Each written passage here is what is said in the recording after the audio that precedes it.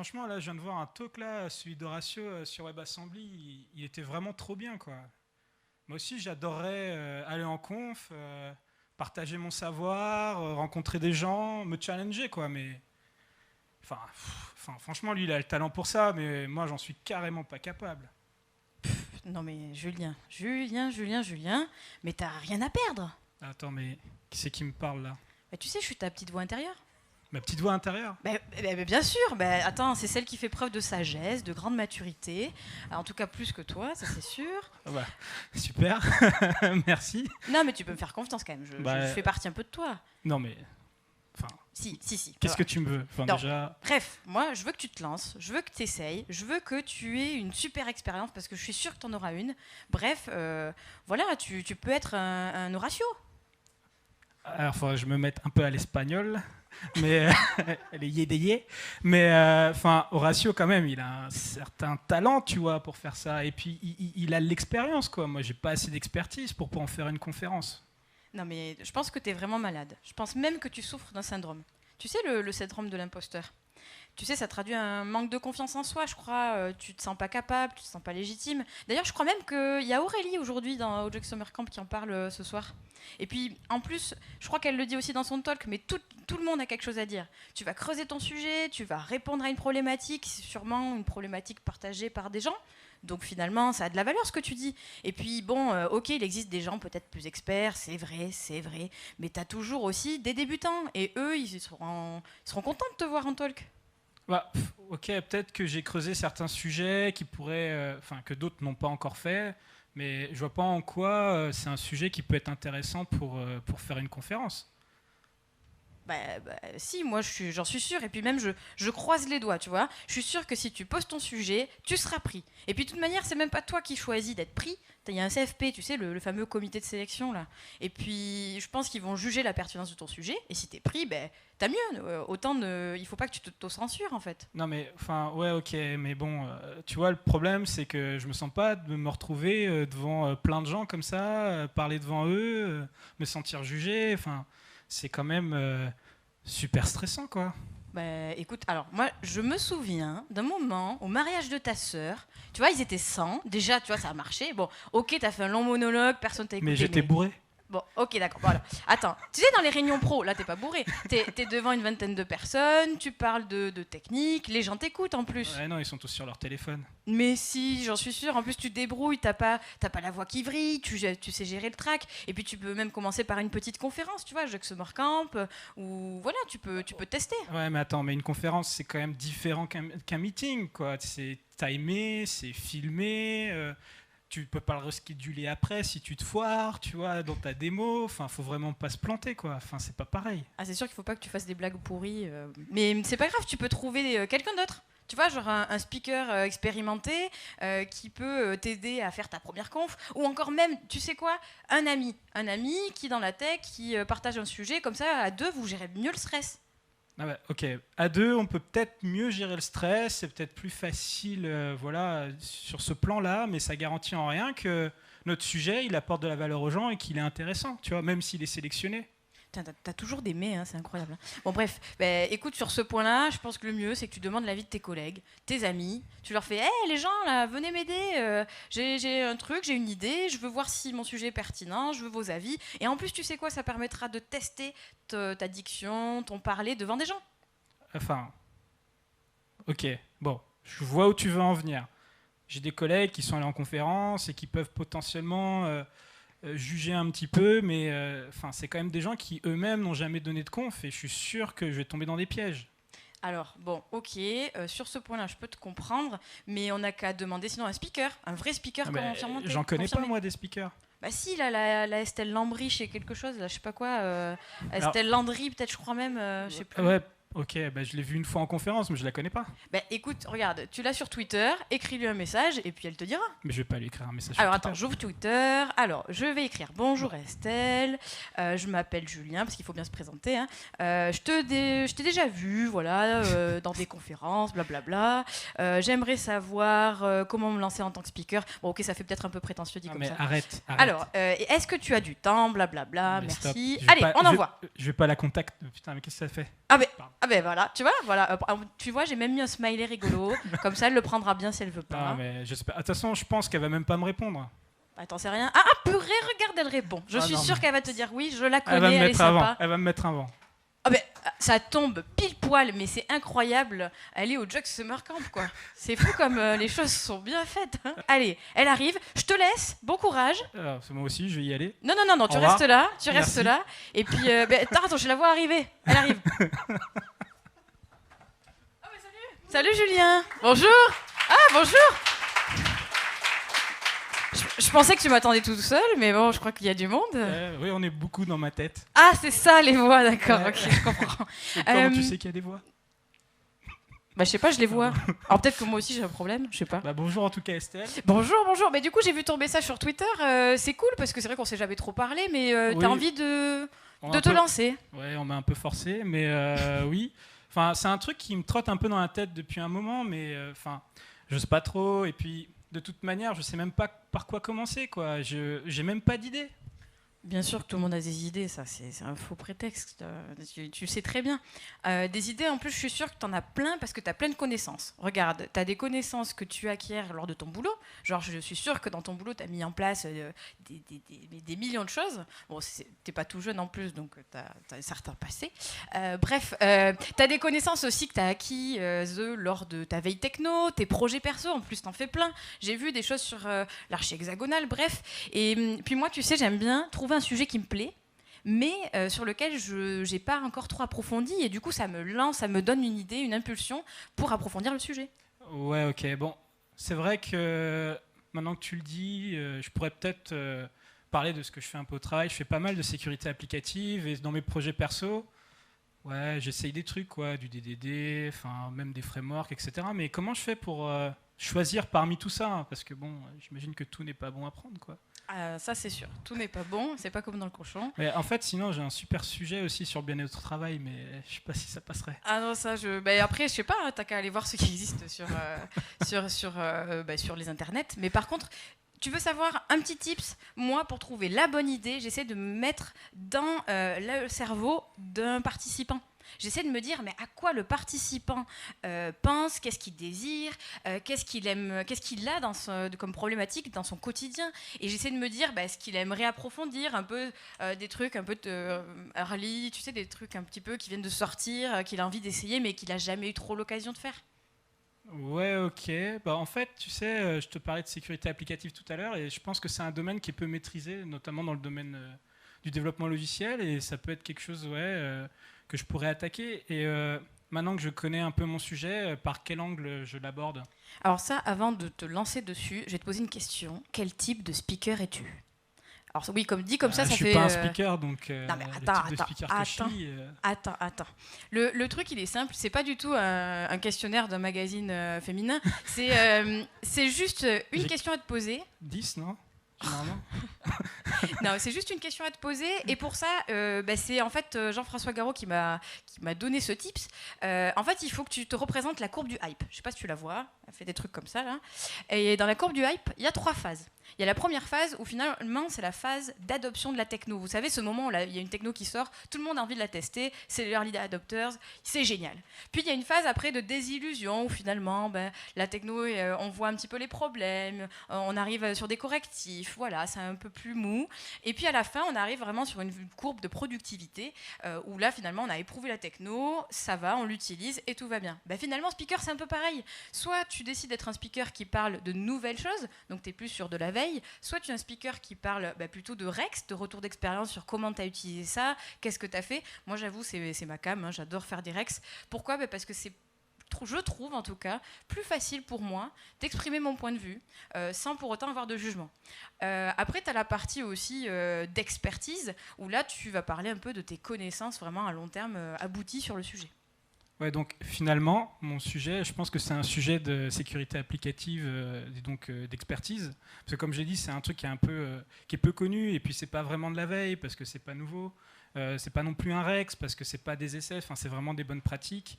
Et maintenant que je sais ça et que je sais comment je me positionne, comment je réalise mon talk en lui-même. Je sais que je vais potentiellement avoir des démos, tu vois. démontrer voilà, 2-3 trucs, peut-être des failles de sécurité. Je vais avoir à montrer du code. Je peux avoir un peu mon fil vis-à-vis de ma démo, mais est-ce que c'est suffisant en fait pour avoir une structure entière pour un talk? Bah écoute, déjà, c'est un super moyen de commencer parce que déjà, la démo, même un bout de code, ça va te montrer ton sujet. Si déjà tu le maîtrises, si tu as besoin de faire plus de recherches, tu vas commencer à le construire. Moi, j'ai aussi une autre idée, c'est que je fais un tableau blanc. J'essaie de construire à mort mon sujet. J'essaie de chercher plein de contenus, des livres, des articles. Je pose toutes mes idées dessus et ça me fait un peu ma base de démarrage, tu sais, mon Ouais, socle de connaissances. un petit brainstorming sur ton truc, quoi. Exactement. Sinon, j'ai une idée, je sais pas si tu connais les mind maps. Ouais, si. Alors, j'en ai fait une pour un talk que je fais dans pas longtemps. Et en fait, si tu veux, cette mind map, elle est assez géniale parce que ça permet d'avoir vraiment toutes mes parties. J'arrive quand même à structurer mon talk à partir de ça. Et puis finalement, quand je la regarde, je me dis, c'est bon, je pense que j'ai rien oublié, j'ai tout listé. Et pour moi, c'est vraiment super comme point de départ. Ouais, en plus, c'est génial parce que je suis en train de m'en faire une rapidement en tête là. Et dans la sécurité applicative, je peux parler de l'authentification avec OAuth2, je peux parler du airbag model, je peux parler des tokens JWT, des vulnérabilités dans les dépendances. Ça fait beaucoup, non? Ouais, c'est génial en fait, je peux tenir toute une conf. Alors Julia, si tu commences, si tu débutes, je pense qu'il vaut mieux que tu te poses la question de quel type de format tu vas te lancer. Parce qu'en conférence, on a plusieurs formats. Il y a un format assez court qui s'appelle le format Quickie. Ça dure 15-20 minutes et finalement, moi, je te conseillerais de commencer par là parce que c'est là où tu peux te tester, tu peux essayer de voir avec les gens si ça se passe bien, si tu es tranquille, si tu arrives à bien parler. Après, bien sûr, tu as raison. Il y a un format de conférence qui dure 45 minutes, 50 minutes. Faut le faire, il faut rester devant l'auditoire devant 50 minutes, c'est sûr, c'est pas facile. Ouais, ça doit être stressant aussi de tenir aussi longtemps. Ouais. Un petit peu. Après, tu as aussi le format University, tu sais, les Code Labs, ce genre de choses, où là, c'est plus de l'exemple, c'est plus des katas, c'est des ateliers. Donc là, en l'occurrence, tu peux te lancer aussi, mais c'est vrai que c'est des gros formats. Donc en fait, ce que tu me conseilles, c'est plutôt de faire un format quickie. En plus, j'ai cru entendre qu'ils étaient, pour certaines conférences, réservés aux débutants. Oui, mais par exemple, Devox, je crois que Devox fait ça. Et puis, je crois que même il y a d'autres conférences qui le font aussi. Peut-être pas autant assumé, mais qui le font quand même. Donc, tente ta chance sur un quickie, ça peut être un bon début. Et du coup, si je me limite à un quickie, un peu dans tout ce que je t'ai dit tout à l'heure là, sur la sécurité applicative, je pense que les vulnérabilités dans les dépendances, les librairies qu'on embarque, c'est un sujet en soi qui peut être traité dans un format court. C'est pas très compliqué, ça peut apporter beaucoup de valeur aux gens rapidement. Puis j'ai une petite démo, 20 minutes, je pense que ça peut clairement fitter pour ça. Mais tu vois, là, je commence à avoir un peu mes parties en tête avec ma démo, etc. Qu'est-ce que je fais avec ça? Je prends toutes mes parties et je les mets dans des slides comme ça parce qu'en fait, je suis quand même un grand fan, il faut que je te le dise, et j'adore ta manière de faire des blagues, etc. Surtout en keynote d'ailleurs. Donc, C'était une private joke. Oui, si. Pas que, parce qu'il y en a qui ont compris. Mais oui, du coup, comment je fais par la suite? Écoute, moi ce que j'aime bien faire, c'est raconter une histoire. Parce qu'on est tous des grands enfants et que en plus ça donne vraiment un lien à ta conférence. Ça permet aux participants de te suivre, et d'avoir finalement un vrai lien, tu vois, une vraie cohérence globale. En plus, il faut pas que tu oublies un truc, c'est qu'il faut vraiment que ce lien, ça colle à la problématique de ta conf, quoi. Ouais, donc raconter une histoire pour pas perdre les gens, mais sans oublier non plus le message que je veux faire passer. Et parce qu'en gros, ce que tu es en train de dire, c'est que la forme, elle est quand même aussi importante que le fond, quoi. Elle est méga importante. Et c'est vrai que souvent, on a envie de mettre plein de choses dans la conférence, de blinder, parce qu'on a fait beaucoup de recherches et on n'a pas envie d'oublier certains points. Mais en fait, moi, ce que je fais quand je fais mon talk, j'essaie de faire un espèce d'MVP. Tu sais, alors oui, c'est d'accord, c'est un peu un abus de langage, je suis product owner, mais en gros, j'essaie de faire un premier POC qui est assez viable. Je la donne, je vois si je peux rajouter des choses, si j'ai du temps, j'itère, et je fais ça jusqu'à ce que je trouve un espèce de compromis entre le contenu, la forme, les slides, etc. Ok, ouais, donc il ne faut pas trop que je me perde à essayer de faire trop de choses, parce que ça demande énormément d'énergie, j'imagine. Donc là, par exemple, sur mon talk où j'ai expliqué potentiellement ce que c'est que des vulnérabilités en sécurité, la démo de comment je les détecte, etc. Et si j'ai le temps, dans un second temps, je me montrerai comment on met en place les outils. Enfin, je peux juste en parler dans un premier temps et je vois le temps que ça me prend. et ensuite voir comment ça... Enfin, si je veux faire une mise en place devant les gens, voir le temps que ça prend aussi pour voir si ça fit. Ok, ouais. Je me disais quand même, une fois que j'ai un peu tout ça, là, que j'ai ma première structure, que j'ai mon histoire, et qu'on va dire que ça tient dans les minutes imparties, comment je fais après pour tester mon talk? Tu me diras ce que tu en penses, mais moi, dans ma boîte, on fait des BBL. Alors, Brand by Lunch, pour ceux qui ne connaissent pas, c'est en fait le midi, on invite soit un speaker externe, soit quelqu'un de la boîte qui va présenter un sujet aux autres pendant le déj. Et je pense que ce serait peut-être potentiellement une bonne manière de démarrer. Hein. C'est une très très bonne idée. Après, c'est vrai que tu as plusieurs autres formats sur lesquels tu peux te lancer. Avant d'arriver sur la conf, tu as aussi le format des meet-up. Alors, c'est vrai que tu as des meet-up un peu spécifiques en fonction des sujets, mais souvent, ils sont présents pour choisir des nouveaux sujets, pour tester des choses. Et puis, des fois, tu as des meet-up, il y a quand même 40, 50, ça dépend des villes, bien sûr, mais tu as du monde, quoi. Ouais, je vois. Ouais. Et sinon, après, tu as la conférence, bien sûr. Mais je sais que, par exemple, les meet-up, les conférences... elles sont toutes un peu différentes et il faut que je fasse un petit peu gaffe où est-ce que je veux aller et peut-être adapter mon contenu, non? Exactement. Ouais. En fait, le principe, c'est que tu regardes un petit peu la conf, ce qu'elle fait. Bien sûr, tu vas pas poser un sujet de front dans une conf DevOps, ce genre de choses. De toute manière, tu seras jamais pris. Mais voilà, si tu fais un petit peu, que tu regardes un petit peu la conf, si elle est généraliste ou pas, tu te lances et puis normalement, voilà, je croise les doigts. Je pense que ça marchera. Oui, bon, on va voir. Ouais. On va voir, j'espère. Mais avant que tu te lances, vraiment, le conseil ultime, si je pouvais te donner un truc, c'est répète. Répète, répète, répète, répète, répète, répète, répète encore. Pourquoi ? Tout simplement parce que c'est comme ça que tu arriveras à vraiment maîtriser ton sujet et à faire... s'il y a un souci, par exemple, il y a plus d'internet, si tu répètes et que tu peux avoir tes slides aussi en offline ou ton code en offline, ça sera génial parce que tu seras paré à toute éventualité.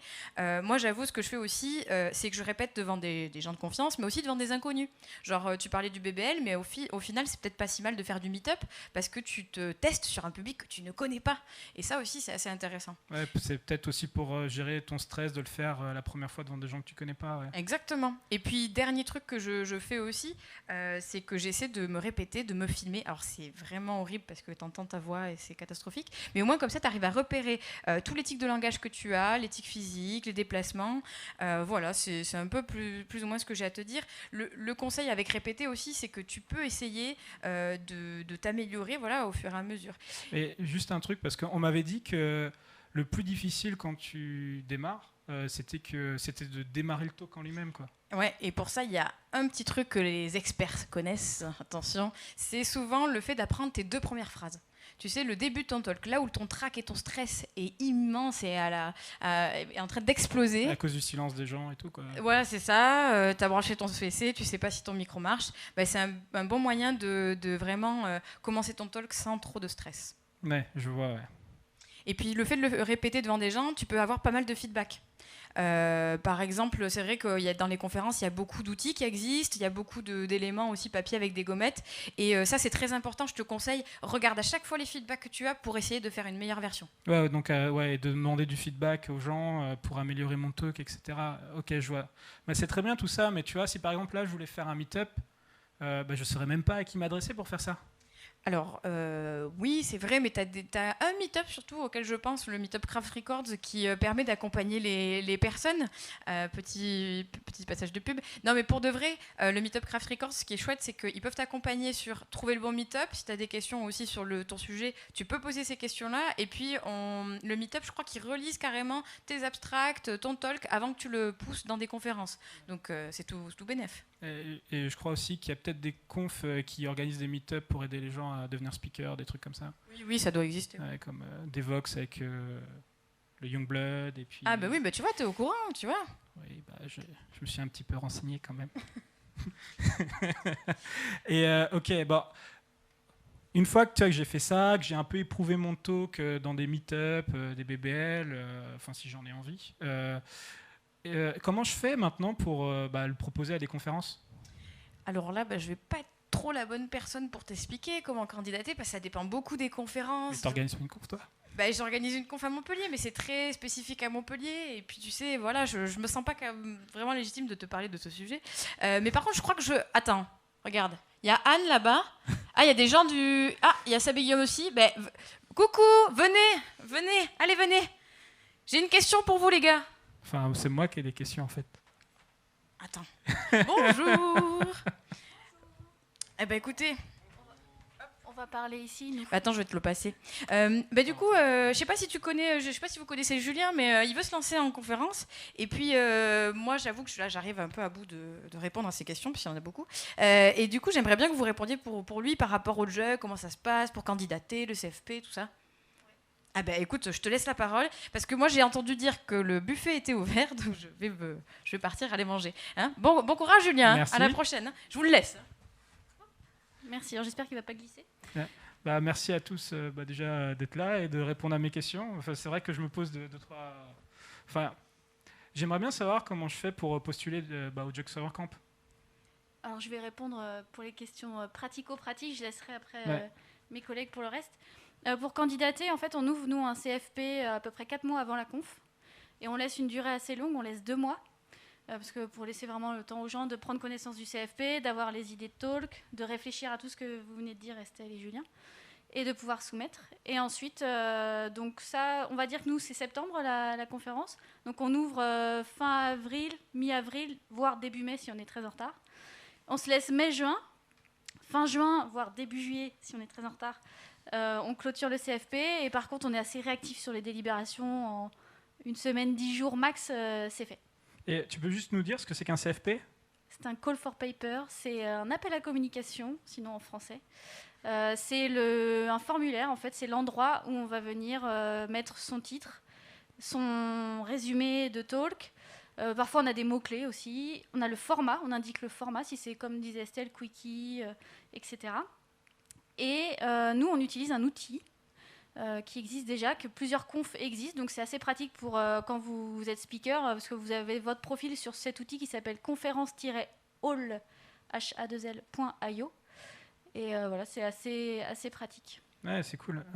Du coup, c'est comme ça qu'en fait on postule donc à des conférences. Et je voulais savoir, est-ce que vous pouvez me donner des tips en fait sur comment bien remplir ce CFP pour que, je sais pas qui c'est qui veut répondre.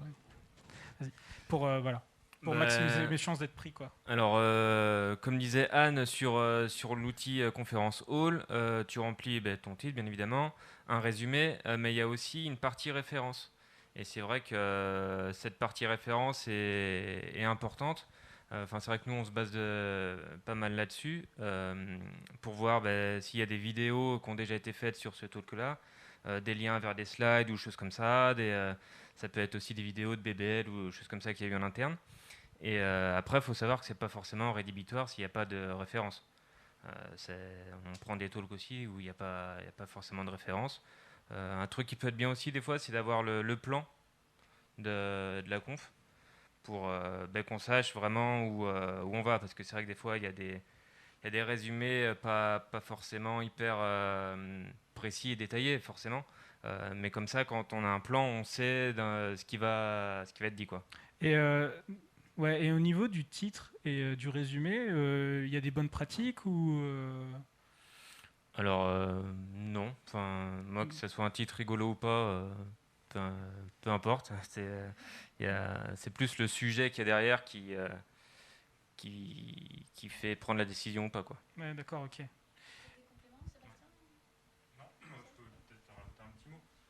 Dire que c'est un exercice difficile de choisir et assez frustrant. Et qu'après, ça c'est spécifique à chaque conférence. Nous, le leitmotiv au Jug Summer Camp, on a une petite conf gratuite sur une journée avec 2 tracks en parallèle, donc il n'y a pas beaucoup de slots, donc on essaye d'avoir de la diversité en fait.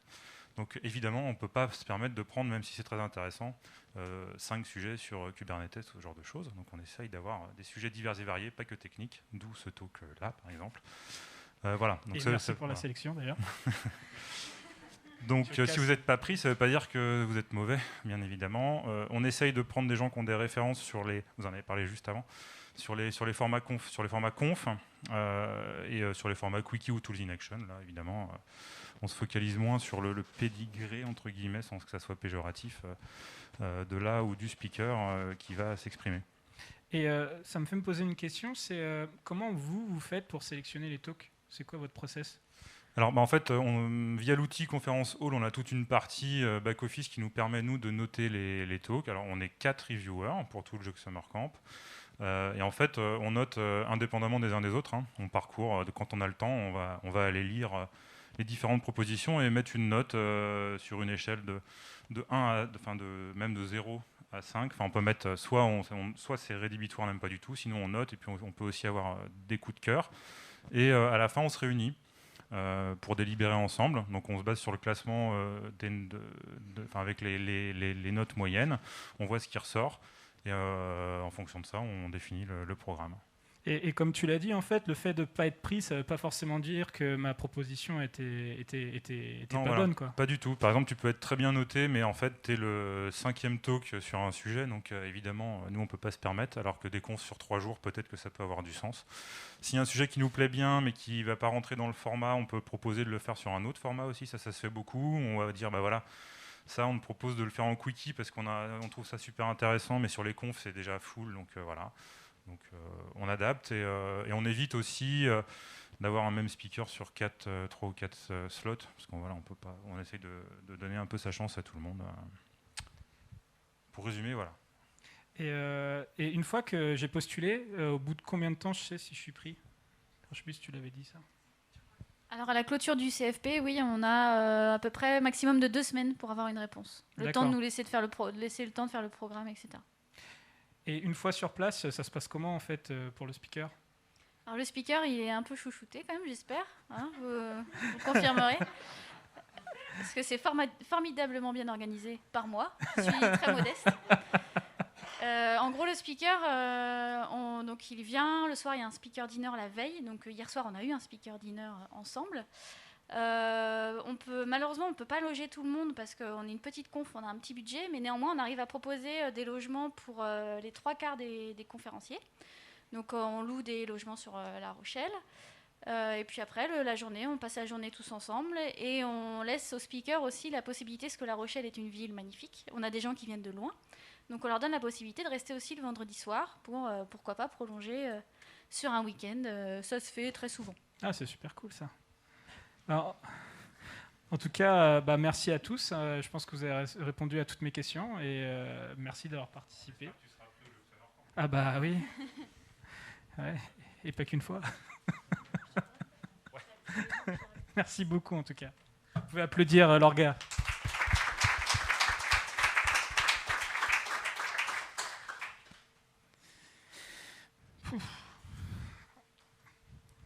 Je sais pas pourquoi, tu as plein d'infos maintenant. Tu vas être obligé de postuler. Hein. Ah bah t'es revenu toi. Bah oui, je te lâche pas. Hein. J'ai tout écouté. Hein. Ok, bon qu'est-ce que je fais maintenant alors? Bah, je sais pas, moi je crois qu'on avait vu une super conf en plus en Martinique, je crois. On pourrait peut-être essayer de postuler en plus, tu vois, genre on mêle l'utile à l'agréable. Bah, j'espère qu'ils expensent quand même parce que l'avion c'est pas donné. Mais oui, ok.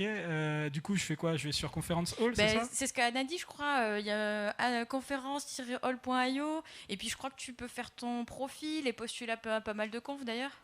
Attends, on va voir ça tout de suite. Si tu arrives à dupliquer ton écran. Oui, mais je l'ai dupliqué. D'accord. Hop. Parce qu'en fait, on est d'accord, là, t'es motivé. T'es parti, quoi. Bah, je crois que j'ai pas trop le choix, quoi. Bah non, sinon c'est moi qui appuie sur le bouton. Sinon, j'arrête et fin de la conférence. Ah bah non. Ok, donc là, en fait, je crois que c'est la page de la conf. Ouais, c'est la super conf. Voilà, donc il y a le lieu. Ben ouais, en Martinique. Et puis t'as vu, ils ont des formats, des catégories, c'est un peu ce qu'on nous expliquait. Donc wiki, conférences, même des ateliers, je crois. Ça colle pas mal, ça. Ouais, non, ça a l'air pas mal. Et donc, je fais comment? Je fais Submit to Talk, là? Bah ouais, t'as vu, il y a une belle UX en plus, c'est chouette. Alors, tu vois, t'as même bien bûché hein, depuis qu'on a commencé ce talk. Hein, ouais, en fait, j'avais plein d'idées, mais j'ai jamais osé me lancer, tu vois. Un truc qui passera jamais, je pense, c'est ce truc-là. Là. Ouais, devenir speaker. Ouais, je suis d'accord. Mais ouais, le sujet que tu parlais, sécurité, tout à l'heure, à Estelle, tu l'as où? Je l'ai là, en fait, parce qu'en fait, pendant que j'ai vite préparé le truc, tu vois. Donc en fait, ici, tu vois, donc pour expliquer un peu le sujet, je veux montrer aux gens qu'ils ont potentiellement des vulnérabilités dans leur code, enfin dans les librairies qu'ils embarquent dans leur code, quel que soit le langage, et c'est très commun. Le but ici de ce talk-là, c'est les aider à détecter ces vulnérabilités et les corriger, bien sûr. Ok. Donc on m'a dit que le titre, c'était vachement important. Ouais, mais t'as vu, ils ont pas dit que si on pouvait en faire un rigolo ou pas, finalement ils s'en foutent. Enfin, oui, c'est ça. Mais en fait, là, j'ai pas tenté de faire un truc rigolo, c'est juste que le thème de la conf, c'est l'espace. De Festnante 2018. Et ça, c'était un truc que j'avais présenté là-bas, justement. Faut pas le dire ça.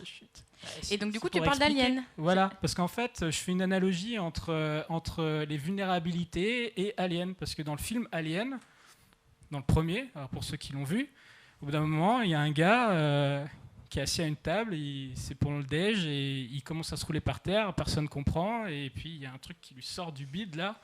Voilà, c'est ce que tu risques quand tu as des vulnérabilités. Un jour, ça te pète à la figure, et puis voilà. Très très belle analogie, merci pour ce moment. Et ça, c'est l'intro de mon talk d'ailleurs.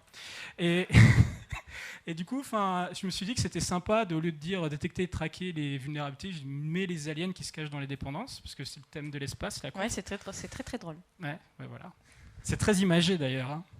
Et j'ai vu que tu avais mis des choses dans référence. C'est un peu ce que tout à l'heure les orgas du Jug Summer Camp disaient, c'est que tu as un peu expliqué, même si tu n'as pas donné le talk, ce que tu allais dire, comment tu allais le présenter.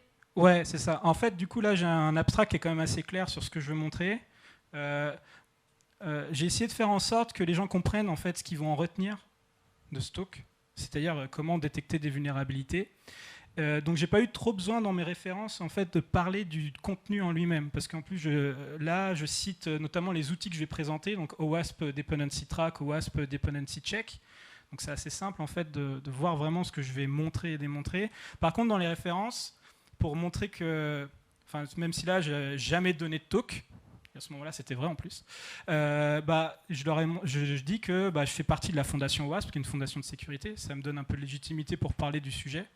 Ou même parler un petit peu de mon expérience en sécurité, juste pour démontrer ça. Et puis j'ai mis quelques liens sur des trucs que j'avais fait, je crois, autour du sujet là dans les références.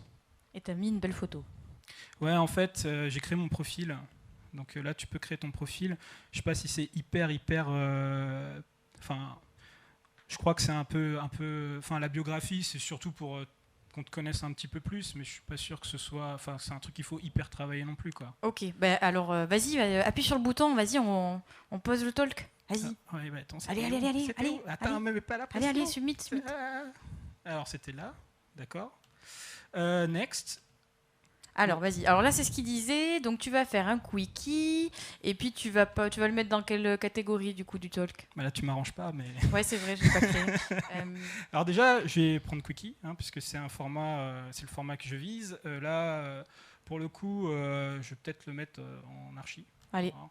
Non, c'est archi et sécurité. Des fois, on va dire la nomenclature de la catégorie. Et le message aux orgas, tu vas mettre quoi? Prenez-moi, s'il vous plaît. Écoute, tu mets un truc sympa, genre merci pour la sélection et l'organisation de la conférence. Non, parce que je suis pas sélectionné.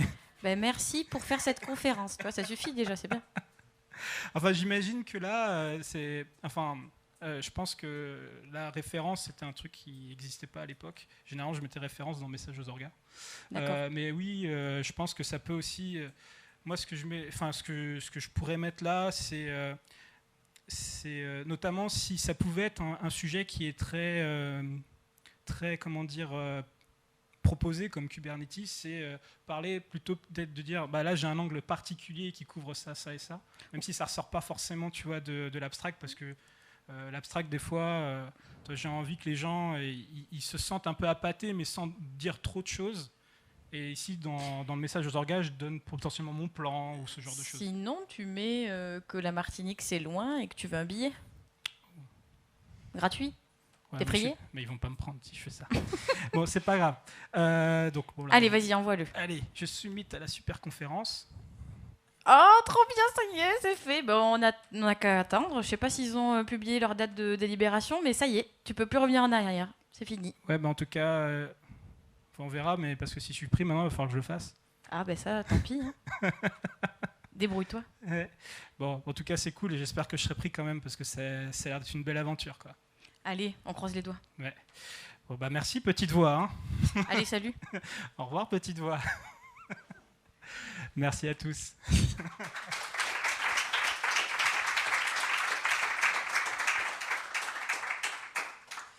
Alors, dans le rôle de la petite voix, Estelle Landry, du haut de son 1m60 et son accent chantant. Product owner chez Pix, cofondatrice de Sunnytech, une conférence à Montpellier que je vous recommande, qui est très bien. Et bien sûr, c'est une speakeuse. Elle est aussi co-organisatrice du Meetup Craft Records. Et du haut de ses 1m70... 15. Julien Topsu, qui est tech coach chez Shodo et qui est aussi speaker et co-organisateur du Meetup Craft Records. Et donc oui, Craft Records, on aide les gens à devenir speakers. Ce qu'on fait aussi, c'est qu'on vous permet de suivre les CFP qui sont ouverts, qui sont en cours, ceux qui vont ouvrir, etc. Donc si vous voulez être au courant, suivez-nous sur Twitter. Vous pouvez nous poser aussi des questions, il n'y a aucun souci. Et puis maintenant, on espère que ça vous a donné envie et on espère que vous allez poser vos sujets. Donc maintenant, à vous de jouer. Merci beaucoup. Merci beaucoup.